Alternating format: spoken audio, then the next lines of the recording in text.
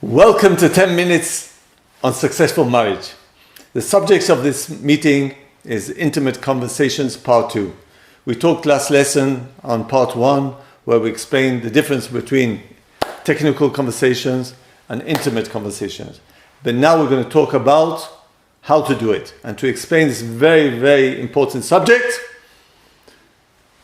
this explains everything. Everybody understands? No? So we'll try again. In a few minutes we'll explain again. A couple came to me and said, they were arguing all the time, fighting, and the wife said one time, we're like a couple of doves. Doves? You're fighting all the time. So once he flies through the window, sometimes I fly through the window. So, how do we reconnect and join into intimate conversation? So what we don't do is we're not allowed to have criticism, solutions, lack of understanding, not allowed to finish sentences, to put your opinion inside this intimate conversations. These 5 things you're not allowed to be there. That's clear? Okay. Now I'm going to give a story. And the story gives the example of what not to do. A couple sat in front of me, and the wife shouted at the child. He did something bad, and she shouted at him. And the husband did the whole story together. He said, Why did you shout at him? How many times I told you not to do that? I don't agree. Send him to a room as a punishment. He told her as a solution. Stop doing it. Criticism. Come out. And how did she react? Ah! Why? Because what's missing in this conversation? No. What's missing? Understanding. Understanding what she went through and how it was hard for her and how bad it was for her. And she was alone there. And the husband, instead of understanding her, boom, he lost her. And she left the room, not physically, but emotionally. So how do we do it? How do we connect? 3 tools. 1, interest. I'll explain. 2, reflection. I'll explain. 3, empathy or identification. I'll explain. Interest. When someone tells you, when your wife or your husband or your child or your brother or your parents tell you something, I show interest. I ask why, how, when. For example, I went in the road and I fell. Oh, why did you fall? When did it happen?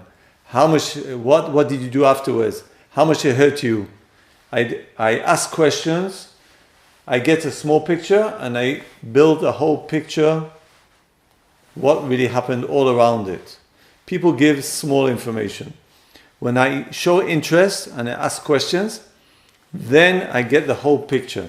Very, very important to show and to ask, to interest in the life of the other person, what's happening, what he felt, the whole story.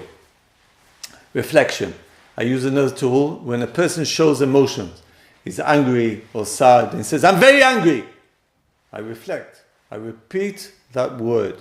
I say, I see that you're very angry. Wow, reflection. I said, wow, he's listening to me. He's using my words. I connect to my words. His world is my world is connected. He shows me he's listening. That's positive reflection. There's also negative, where I say opposite. I say something that he didn't say, and that can be angry. For example, I can say, the wife will say, I'm very angry. And the husband will say, wow, you really want to hit her. I don't want to hit her.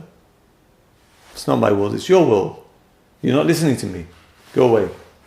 That's negative reflection. Positive reflection is I repeat the words, the main words of emotions that the other side shows.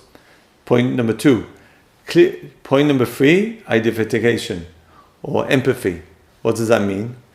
It's very important. I understand, feel, and see the pain of the other person.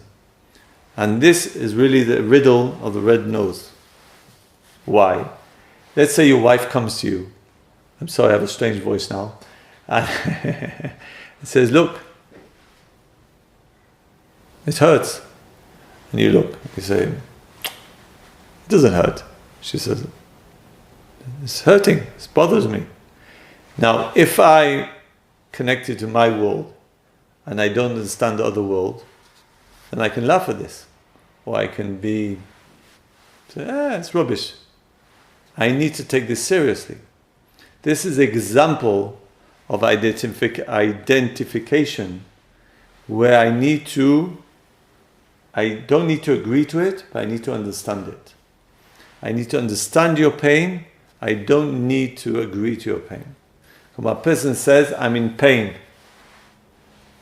I don't agree to your pain, but I need to understand and to feel it. And how do I feel your pain? By imagining that I'm instead of you. And I close my eyes, or I don't close my eyes, and I say, okay, what you went through, now I feel your pain. Now I feel your red nose. I feel your pain. Kumar, intimate conversation is using these three tools.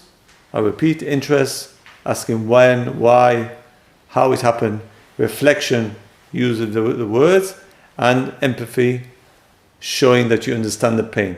So let's go back to the example.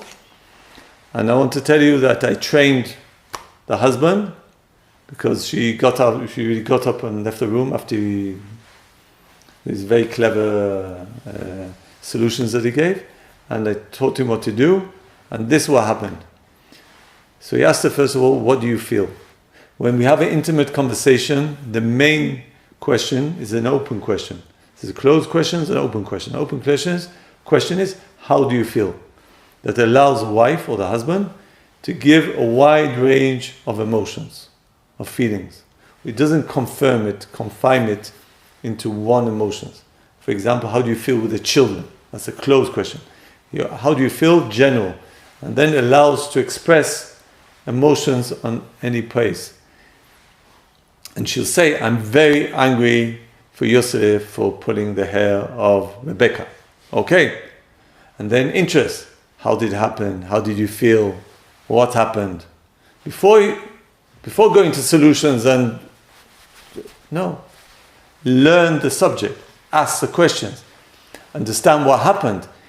It's an important part of your life. Your wife or husband is exactly the same. Ask what happened.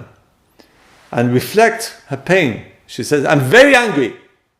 Reflection. Wow, I hear you're very angry. She says, yes, you're right. I'm very angry. Thank you for understanding me. And the most important part is identification. To say words that show that you understand the pain. I understand you very, very much that you're really, really angry. And it's okay to be angry.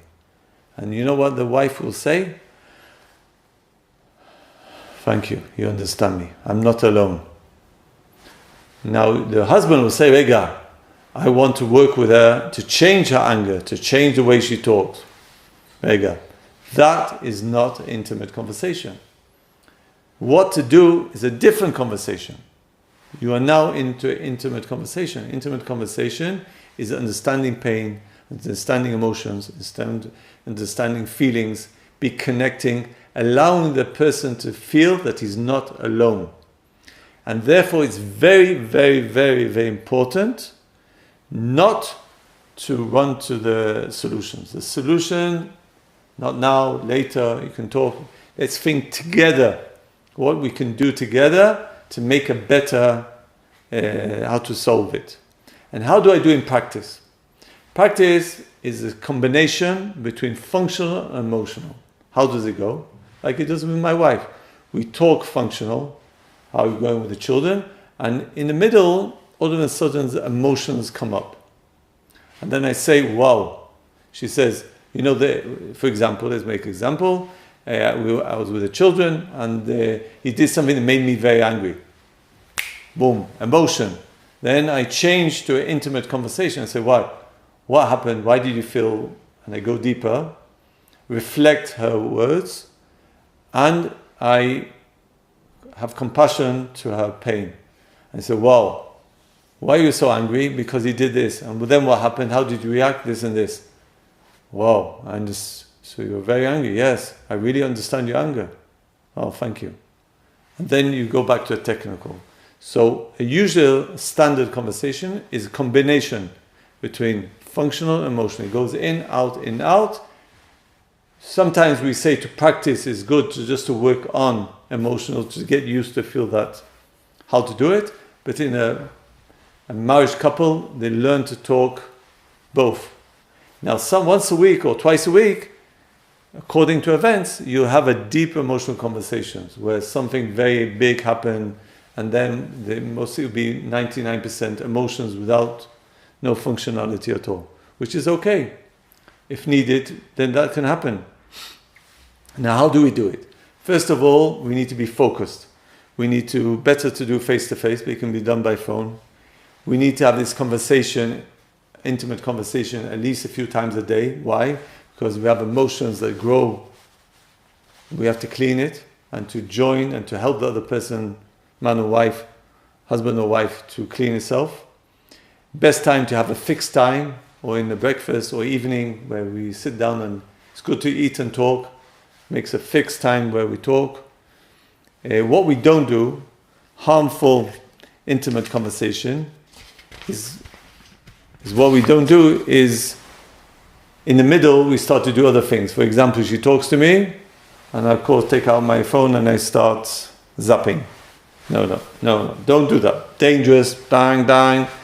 Or you talk in the middle of a conversation, you talk to the child and she's carrying on talking. Dangerous. Be 100% focused. Or by phone or face to face. Don't do anything else. Do not try to have eye contact, consultation, listen to the end. It doesn't have to be long, but it has to be focused. I've met many couples, they say they talk all the time, but the wife said, we're not talking. And when I saw them in practice, she was talking and he was doing something else. And that, for her, was no conversation. So they could talk for an hour, but there's no conversation from the part of the wife. It has to be a quality conversation by focus, eye contact. Now these tools can be used to anybody you know. This will change. I'm inviting you all the listeners and the viewers, to take this tool and to change your lives. This tool can be used opposite your friends, opposite anybody you know. And if you do it correctly, you will see a change in the reaction of the other person. It can be of course your wife, your children, and your friends and your parents. Now, the last part is a guidance to the husband and the wife. Guidance for the husband. First of all, dear husband, it's okay that you don't know these tools. Nothing happened. You're normal, you're a man. But it's not so hard. Remember, interest, reflection, identification. It's okay. It's not, just learn it, practice. You'll get it. It's okay. 2, you need to imitate. What does that mean? You don't wait for your wife to share it. You get higher points if you ask her, what do you feel? Don't wait, she knocks on the door and says, I need to talk to you. You're losing points. The best point is you go in and say, what do you feel? You notice if she's upset, she's going through a thing, what happened, how can I help you? Watch her, see her body language, see her eyes, eye contact, and go to her and ask her what happened. Or you hear in the voice something, and she's not sharing with you. Stop, what happened? Share with me. This is a very, very powerful tool. It looks so simple. It can be for a man complicated that he doesn't know how to recognize it, but it's very, very important. The guidance for the wife is very important. Dear, dear, dear wife. Dear, dear, dear, dear wife. I'll say it again. Dear, dear wife. Your husband cannot read thoughts. He cannot understand that you need help. He doesn't understand you need to share. No. If you wait for him to come to you, you can carry on waiting for a long, long time. And you're going to be in distress and you're going to be sad and it won't work. You need to express your needs. A very powerful tool. You go to him, you say, my dear husband, I need you now. Please sit down. I want to share with you my feelings. Don't think that he recognizes you in stress. Don't wait for him. Go to him, knock on the door, say, I need your help. I need you to listen to me. And for example, if you talk to him emotional and he comes back to you technical in the middle, then you express your needs. Say, stop. Please don't technical. I need now to share with you emotions. Don't give me solutions. Please be with me. And he'll listen. A good husband will stop, change it, and you'll be with him. Therefore, I would like to bless you and each couple that's listening to me. Yeh shalom bayit, ahava shalom ve'ud, that you will join, go higher, higher. Ahava shalom ve'ud. Amen.